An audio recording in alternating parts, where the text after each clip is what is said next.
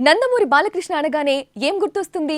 ఆయన నటన కంటే ముందు జనాల్లో ఉన్న అగ్రెసివ్ ఇమేజ్ గుర్తొస్తుంది. తన దగ్గరకు పర్మిషన్ లేకుండా వచ్చినా, తనకే చిన్న ఇబ్బంది కలిగించినా వెనక ముందు చూడకుండా కొట్టేస్తాడు. ఫ్యాన్స్ అయితే ఆయన చెయ్యి తగిలింది మాకు అని సంబరపడతారు.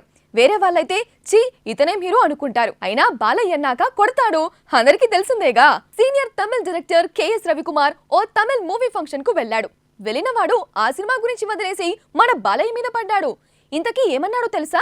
బాలకృష్ణ ముందు ఎవరైనా నవ్వితే అస్సలు తట్టుకోలేడు. తననే చూసి నవ్వుతున్నారు అనుకుని వాళ్ళని కొడతాడు కూడా. అందుకే ఆయన ముందు ఎవ్వరూ నవ్వకూడదు. ఓసారి మా అసిస్టెంట్ ఫ్యాన్ సరిగ్గా పట్టుకోలేదు. అది కాస్త బాలయ్య తలవైపు తిరిగింది. దీంతో ఆయన విగ్ చెరిగింది.